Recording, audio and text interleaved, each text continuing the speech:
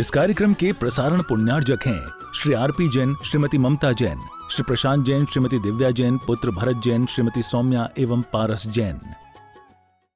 संसार का स्वरूप क्या है, इस विषय को एक गाथा के माध्यम से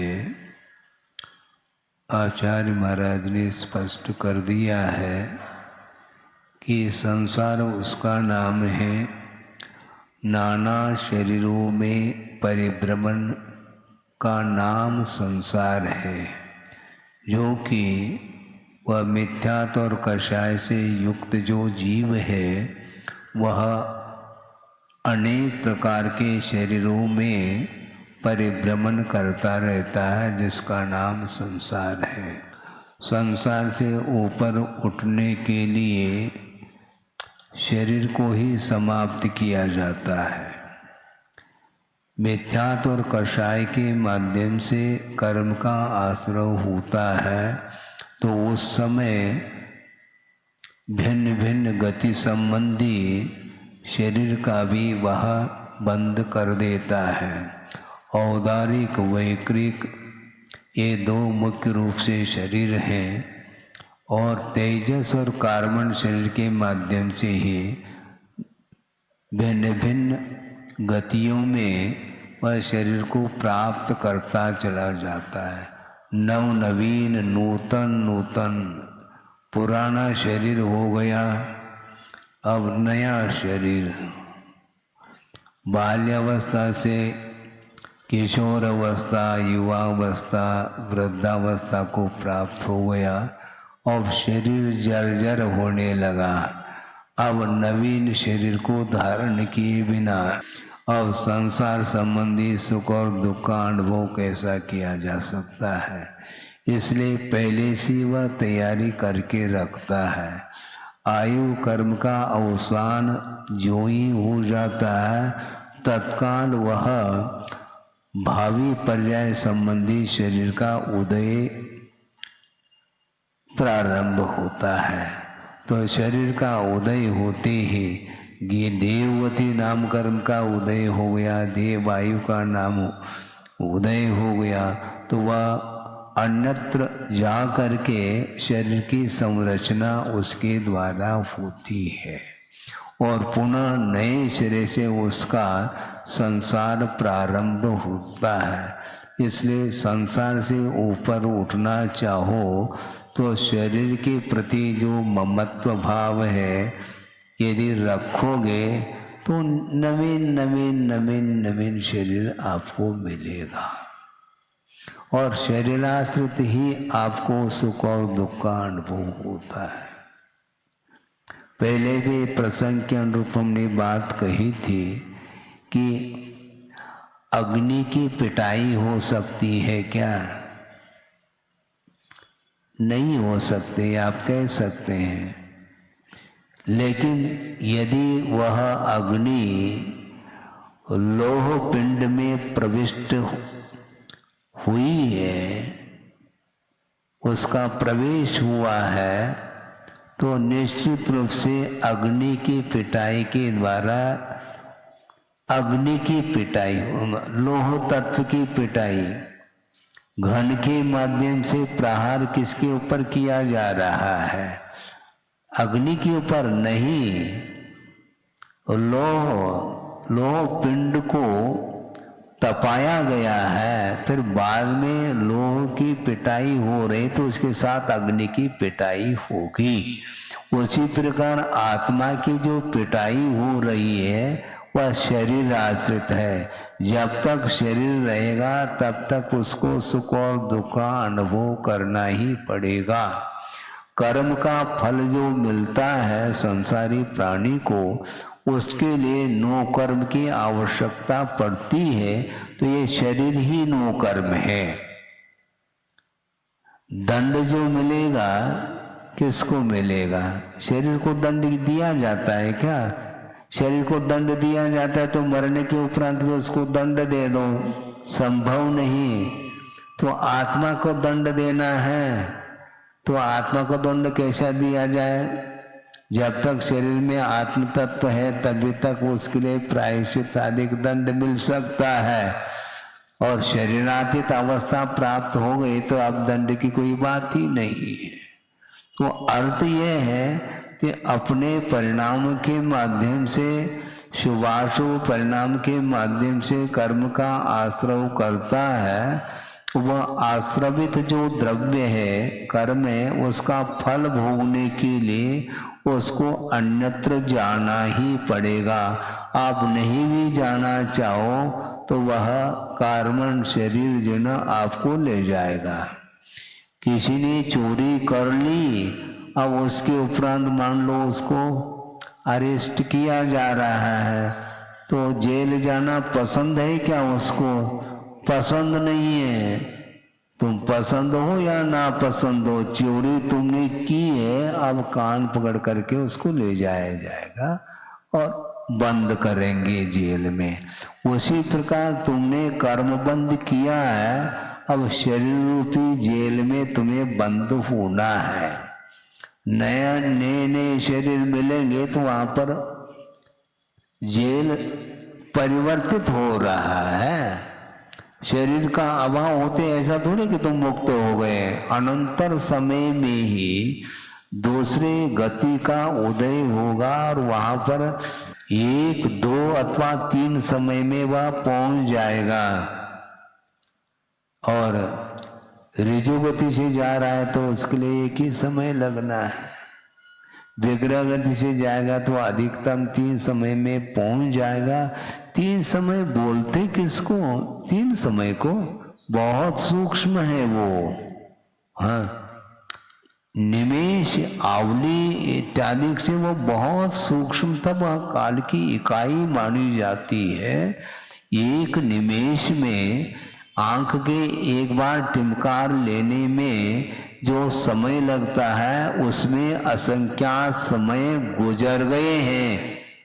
तो केवल आपको 1 समय अथवा 2 समय अथवा 3 समय में भवांतर में आपकी गति होगी और वहां पर आरक अवस्था प्राप्त होगी, नो कर्म की रचना प्रारंभ होगी।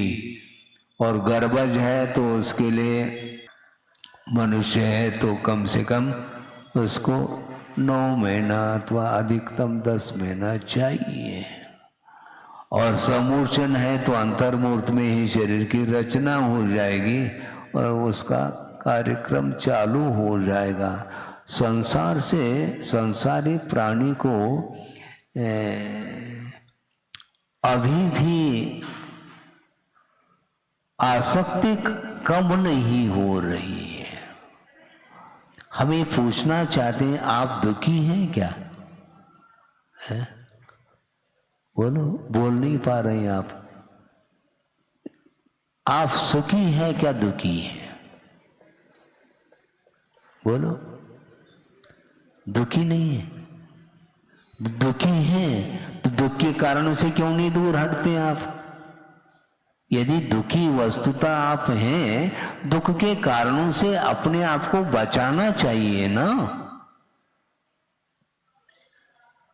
हम दूसरे को बचाते हैं। छोटा बेटा है, मान लो लड़का, बिल्कुल गोद का है और गोद से नीचे आ गया, खिसकता खिसकता कहाँ पहुंच रहा है वो? दीपक के पास पहुंच गया, और तो उसको बचाते हैं, जलने से बचाते हैं आप। उधर नहीं जाना बेटा, बाद में फिर भी वह जाता है, नहीं मानता। और एक बार यदि मान लो उंगली जल गई, फिर अब नहीं जाएंगे।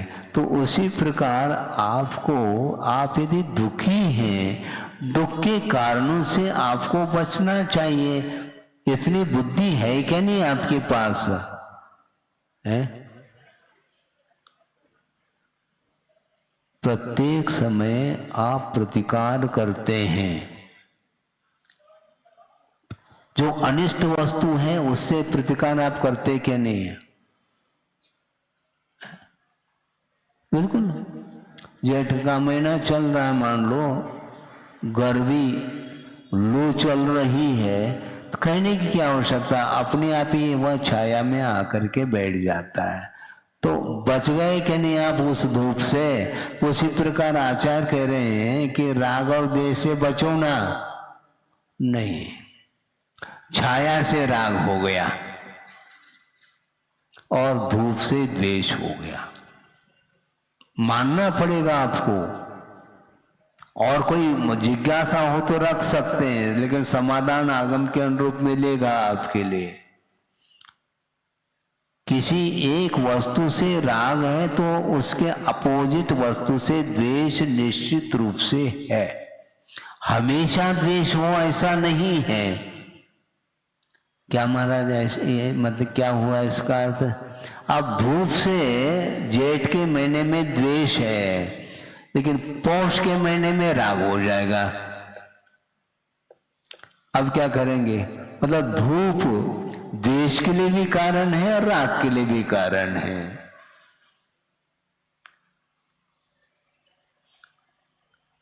जब वह इष्ट है तो उसका वह समागम कर लेता है, उसका संबंध जोड़ देता है, और मान लो अनिष्ट है तो उससे वह दूर हटता है। तो ऐसी स्थिति में दुख आपको इष्ट नहीं है, और वर्तमान में यदि मान लो आप दुखी हैं तो किससे दुखी हैं, ये कम से कम इसका निर्णय तो ले लो। 5 इंद्रिय के जो विषय हैं उन विषयों के माध्यम से ही संसारी प्राणी को दुख उठाना पड़ता है, ये पक्की बात है। जब तक स्नेह रहेगा तो कदम कदम पर उसको दुख उठाना पड़ता है। स्नेह बंधन बद्धस्य दुखम एव पदे पदे, ऐसा कहा। कदम कदम पर उसको दुख उठाना पड़ता है। किसके कारण? जो स्नेह रूपी बंधन से बंधा हुआ है। स्नेह अच्छा लगता है, बंधो फिर। स्नेह रूपी बंधन से बंधा है संसारी प्राणी। घर में मान लो पति है, बाहर जा रहे हैं, तो फिर पत्नी को विकल्प होता है, कब आएंगे? स्नेह से बंधा हुआ है, पता नहीं कब आते हैं, सुरक्षित आते हैं कि नहीं क्या पता। एक और ये क्यों? ये उसके प्रति लगाव है, अलगाव नहीं है। आपने संबंध जोड़ा है, अपने आप संबंध जोड़ता नहीं। अपने आप यदि संबंध जुड़ने लग जाएगा तो वह वैश्रेषिक माना जाएगा। किंतु यह संसार का जो निर्माण है वह वैश्रेषिक अर्थात प्राकृतिक नहीं, किंतु यह प्रायोगिक है। आप स्वयं परिणाम करते हैं, फलस्वरूप बंध होता है। इसलिए कर्म बंध जो हो रहा है वह आपके परिणामों के माध्यम से हो रहा है, अपने आप नहीं होता। अपने आप यदि होने लग जाएगा तो बंध के लिए कोई कारण नहीं ठहरा। तो ऐसी स्थिति में शुद्ध अवस्था में भी कर्म बंध होना चाहिए, क्योंकि ऑटोमेटिक होता है, ऑटोमेटिक नहीं होता। राग द्वेषादिक परिणाम संसारी प्राणी करता है, इच्छा पूर्वक ही कर रहा है। भले ही एक इंद्रिय आदि में जो कर्मबंध की व्यवस्था चल रही है वह अबुद्धि पूर्वक है, अर्थात उसके पास मन नहीं है, किंतु मन के अभाव में भी इच्छा तो बनी हुई है। चारों संज्ञाएं वहां पर विद्यमान है, और उन संज्ञाओं से ही उसका संबंध जुड़ा हुआ है कर्मबंध के साथ। और निरंतर आर संज्ञा भय वासना परिग्रह ये सब चलता रहता है। अनाद्य विद्या दोषोथ चतुसंज्ञा ज्वरा तुरा शाश्वत स्वज्ञान विमुखा। कौन? सागारा विषयोन्मुखा ऐसा कहा है। सागार अर्थात जो गृहस्थ है वह निरंतर विषयों के विषयोन्मुखा विषय के उन्मुख होता है, विमुख नहीं होता। विषयों से विमुख कौन होते हैं? श्रमण होते हैं। और गृहस्थ हमेशा वह विषयों के उन्मुख होता है, विषयों से बच नहीं पाता। वो चारों संज्ञाओं से वह ग्रसित है। एक के बाद एक संज्ञाएं उत्पन्न हो रही हैं। संज्ञा का अर्थ और कुछ नहीं, इच्छा का नाम संज्ञा है। भूख लग गई तो भोजन करता है, और अभी भूख लगी है क्या? नहीं है, लेकिन प्रबंध की आवश्यकता है, उसके प्रबंधन में लग जाता है, क्योंकि भविष्य की इच्छा है, भविष्य की आकांक्षा। वर्तमान में मान लो आपको भूख नहीं लग रही है, प्यास नहीं लग रही है, किंतु कभी भी लग सकती है ना, इसलिए अभी से प्रबंध करके रख लो। फ्रिज में ठंडा ठंडा पानी, क्योंकि जब पीना है तो उस समय कहां से फ्रिज लाएंगे? पहले से ही प्रबंध। चाय गरम पीते हैं, उसके लिए थर्मस की आवश्यकता पड़ती है।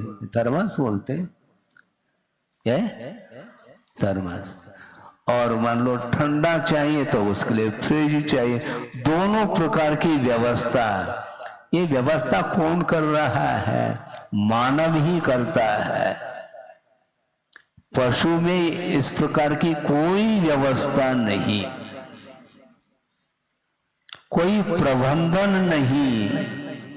उसके कर्म के उदय में जो मिलना है, जितना मिलना है, जब मिलना है तो उस समय उसको मिलेगा।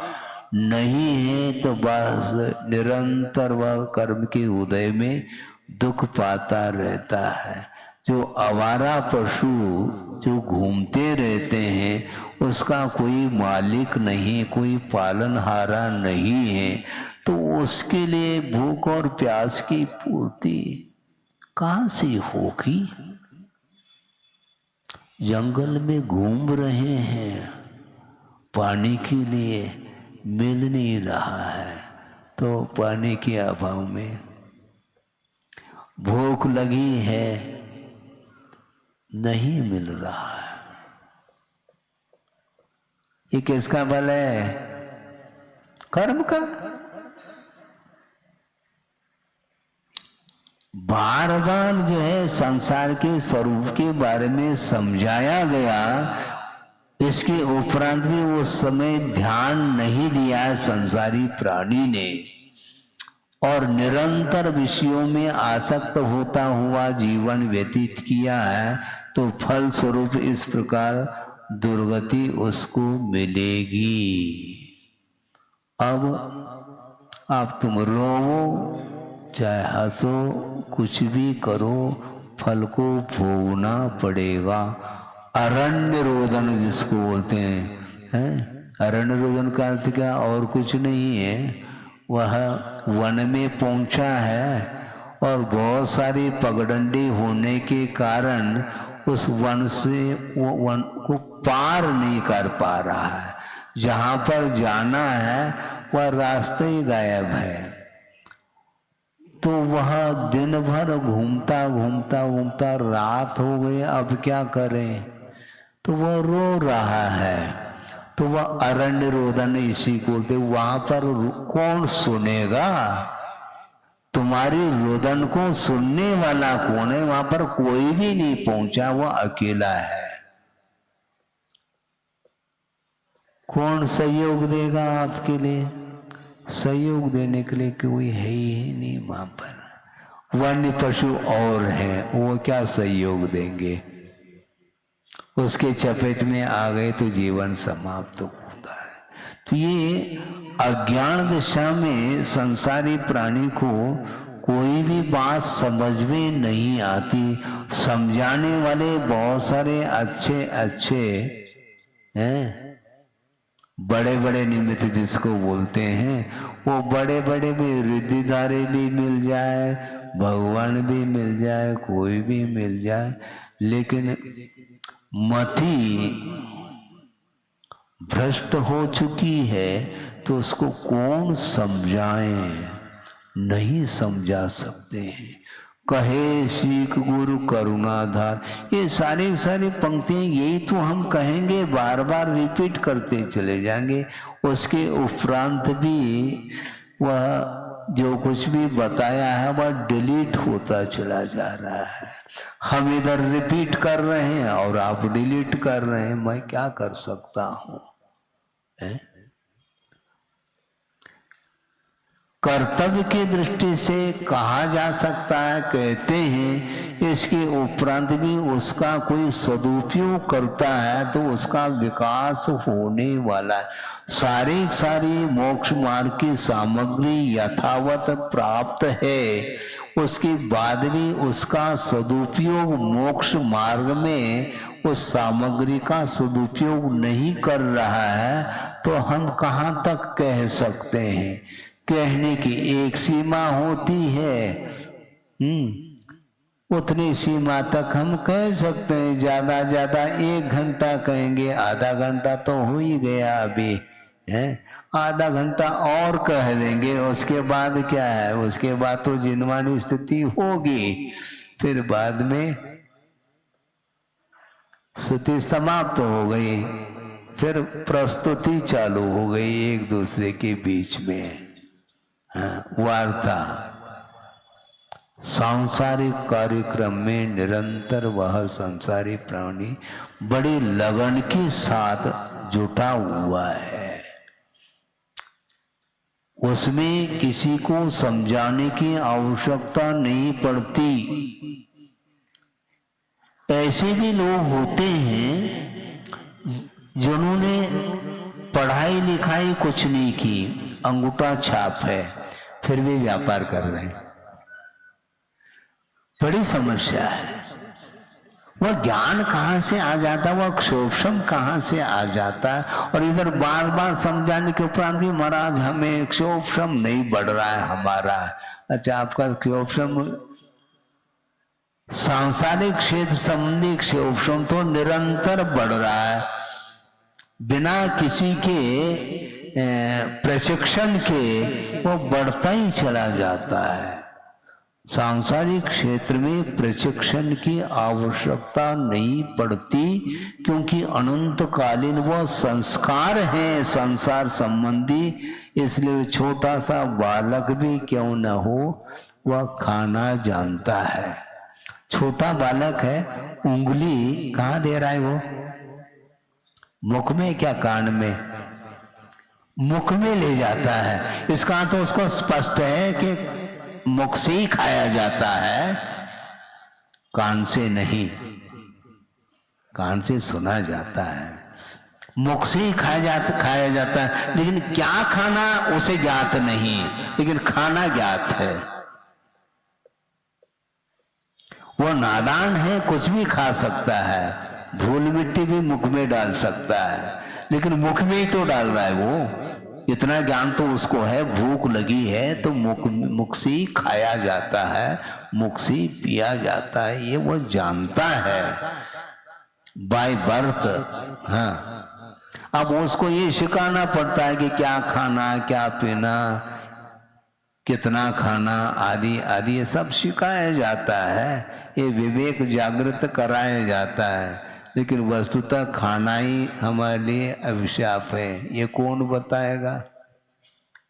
आप नहीं बता पाओगे, क्योंकि जीवन भर आप स्वयं उसमें लीन हैं। तो ये खाने योग्य नहीं बेटा, ये पीने योग्य नहीं, तो वो कहता है आप क्यों खा रहे हैं? फिर जब वृद्ध हो गए हैं, बूढ़े हो गए हैं, 32 निकल गई, फिर भी एक सेट कर लिया, 32 फिट कर ली और फिर शुरू हो गए आप, और उसके लिए कहो बेटा ये नहीं, ये हानिकारक है, ये हानिकारक है, किसको कह रहे हो? इसलिए प्रभाव नहीं पड़ता एक दूसरे का। एक दूसरे के ऊपर प्रभाव तब पड़ता है जब अपनी स्वयं की उन्नति हो। एक बहुत अच्छा प्रसंग है, पहले भी दिया था काफी समय पहले, लेकिन जिनको दिया था शायद उनको भी प्रसंग के अनुरूप याद नहीं आ रहा होगा, इसलिए हम उसको याद दिलाते हैं, क्योंकि आधा घंटा पूर्ण भी तो करना है हमें। षटखंड आगम की वाचना चल रही है और वहां पर सम्यक्त की उत्पत्ति की चर्चा चल रही है। और सम्यक्त की उत्पत्ति में जो बहिरंग कारण है और 4-6 कारण बताए हैं। जाति स्मरण है, जन्मबिंब दर्शन है, देव वृद्धि दर्शन है, वेदनानुभव है, जन महिम दर्शन है और धर्म श्रवण है। अब धर्म श्रवण के माध्यम से सम्यक्त की उत्पत्ति बताई है। अब नरकों में जो सम्यक्त की उत्पत्ति होती है उसमें 3 कारण बताए हैं, जाति स्मरण, वेदनानुभव और धर्म श्रवण। किंतु धर्म श्रवण कहाँ तक होगा? तीसरे पृथ्वी तक जाकर के, देवलोक जाकर के धर्म श्रवण कराएंगे। उसके नीचे देव नहीं जा सकते हैं। ठीक है, प्रश्न उठाया है वहां पर शिष्य ने कि महाराज तीसरे पृथ्वी तक तो देव जा सकते हैं, जाते हैं, और उनके धर्म श्रवण के माध्यम से वहां के जो पहले पृथ्वी से लेकर के तीसरे पृथ्वी तक रहने वाले जो नारकी मिथ्या दृष्टि है वो धर्म श्रवण के माध्यम से सम्यक दर्शन को प्राप्त कर लेंगे। किंतु चतुर्थ पृथ्वी से लेकर के नीचे नीचे पृथ्वियों में देव नहीं जा सकते। अब प्रश्न ये उठाया, वहां पर जो सारे चौथे पृथ्वी से लेकर के सप्तम पृथ्वी तक जो नारकी है वो सारे मिथ्या दृष्टि है, ऐसा तो है ही नहीं।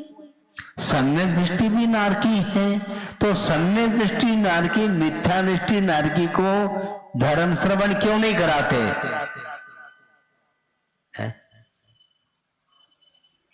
कराना चाहिए ना। जिसके पास सम्यक दर्शन है तो जिसके पास नहीं है तो धर्म श्रवण कराने में क्या बाधा? तो उत्तर ये दिया, नहीं करा सकते। क्यों? भव संबंधेन पूर्ववेर संबंधेन वा परपर अनुगेज अनुगहाय भावानाम अभावादो, ऐसा कहा।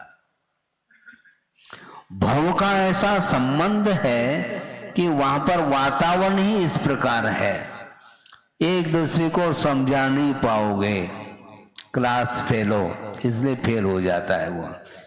आप एक दूसरे को समझा सकेंगे जो वहां पर नहीं। पूर्व वैर संबंधी न, पूर्व का ऐसा जबरदस्त वैर है और एक भव का संबंध है। मान लो किसी का वैर नहीं है, ऐसे भी कुछ नारकी हो सकते हैं जो यहाँ पर दोनों में मित्रता थी और पाप कर्म के उदय में दोनों नारकी बने हैं, तो वहां पर भी मित्रता बनी रहेगी? नहीं, वहां जाते ही शत्रुता, वहां पर जाते ही परस्पर में वैर जागृत होता है। ऐसा क्यों? स्वभाव, वहां क्षेत्रीय वातावरण है, वहां पर उसी प्रकार के परिणाम होंगे। और पूर्व वैर यदि है तो कभी भी एक दूसरे को अनुग्रह करने का भाव जागृत नहीं हो सकता। धर्म ध्यान के कितने भेद हैं? 4। आज्ञा विचय, अपाय विचय, विपाक विचय और संस्थान विचय। नरकों में यदि धर्म ध्यान मानते भी हैं उपचार से, तो भी आज्ञा विचय धर्म ध्यान ही माना है, क्योंकि सम्यक का सद्भाव है, इस अपेक्षा से उसके पास धर्म ध्यान उपचार से माना है। उपचार क्यों हैं हम बाद में बताएंगे, किंतु वहां पर सम्यक दर्शन होने के उपरांत भी एक दूसरे के प्रति अनुग्रह का भाव जागृत नहीं हो सकता। अनुकंपा, दया, करुणा, इसके लिए वातावरण की बड़ी आवश्यकता है। गुरुदेव ने ये कहा था कि दो व्यक्ति परस्पर में लड़ रहे हैं जबरदस्त, और पुलिस देख रही, वो पास में नहीं आना चाहती, दोनों गर्म हैं भैया, समस्या है, और इतने आपे में नहीं है, और उद्रेक के साथ एक दूसरे के साथ संघर्ष चल रहा, तो उसमें मैं बीच में चले जाऊं, मैं भी पिट सकता हूं, पुलिस होकर के भी है, क्यों उनकी संख्या ज्यादा है, हम क्या कर सकते हैं। वो दूर से खड़ा होकर के देखता रहता है पुलिस। तो वहां पर जितने भी मिथ्या दृष्टि नारकी और सम्यक दृष्टि नारकी हैं, उन दोनों में क्रियाओं में कोई अंतर नहीं है। मिथ्या दृष्टि और सम्यक दृष्टि दोनों नारकियों की जो लेशा है वो अशुभ लेशा है, अशुभतम लेशा है। सप्तम पृथ्वी में क्या है, कृष्णतम लेशा है, चाहे मिथ्या दृष्टि चाहे सम्यक दृष्टि। तो ऐसी स्थिति में दोनों के भीतर जो क्रूरता जागी है, तो ऐसी स्थिति में एक दूसरे के प्रति अनुग्रह का, उपकार का भाव जागृत कैसा हो सकता है। इसलिए वहां पर सम्यक दृष्टि नारकी मिथ्या दृष्टि नारकी को संबोधित नहीं कर सकते, धर्म श्रवण नहीं करा सकते। धर्म श्रवण कराने के लिए तो क्षमता भी तो चाहिए। स्वयं के भीतर करुणा का भाव जागृत जब तक नहीं होगा, तब तक दूसरे के प्रति अनुग्रह का भाव संभव नहीं है। तो इसीलिए तो वहां पर कौन समझाएंगे बुझाएंगे, कोई नहीं। चोर चोर मौसेरे भाई बोलते हैं आप, तो वही स्थिति वहां पर है। सबकी एक सी प्रवृत्ति चल रही है, लेशाएं एक सी हैं, विक्रियाएं एक से एक हैं, क्रूर परिणाम भी है। नारका नित्या अशुभतर लेशा परिणाम देह वेदना और विक्रिया, ये सारे अशुभ अशुभतर होते चले गए हैं।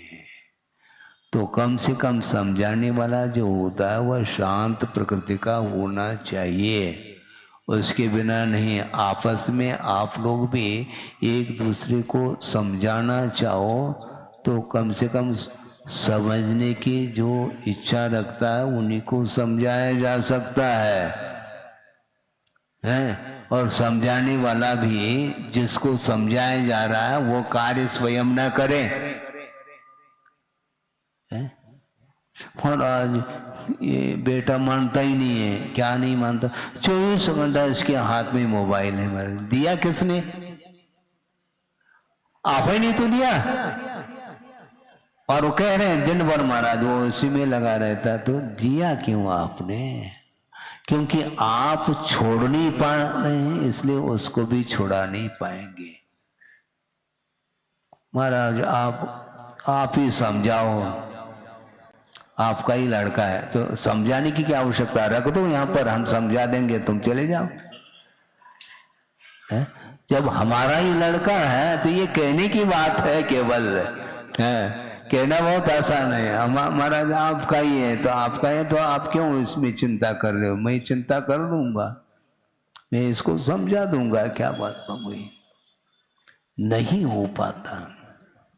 दूसरे को संस्कारित करने के लिए, धार्मिक संस्कार देने के लिए स्वयं को भी धर्म की आराधना निरंतर करनी होती है, तब कहीं जाकर के उसका प्रभाव पड़ सकता है, नहीं तो नहीं पड़ेगा। स्वयं यदि मान लो व्यसनी है तो दूसरे को क्या व्यसन मुक्त करा सकता है? वो उसके अधीन हो चुका है, इसलिए उसको छुड़ाना बहुत कठिन होता है। इसलिए अनंत काल से संसार में परिभ्रमण कर रहा है मिथ्यात्व और कषाय से युक्त होता हुआ संसारी प्राणी, और नए नए शरीरों को प्राप्त कर लेता है तो शरीर के प्रति ममत्व भाव उसका छूटता नहीं है। हाँ, और शरीर के पोषण के लिए लगा हुआ है। शरीर को साधन मान लो तो फिर भी ठीक है, हमें कोई बाधा नहीं, क्योंकि श्रमण भी इस शरीर को साधन मान करके चल रहे हैं और उसके लिए यथा योग्य विधिवत उसके लिए आहार आदि भी देते हैं। इस कार्यक्रम के प्रसारण पुण्यार्जक हैं श्री आरपी जैन, श्रीमती ममता जैन, श्री प्रशांत जैन, श्रीमती दिव्या जैन, पुत्र भरत जैन, श्रीमती सौम्या एवं पारस जैन।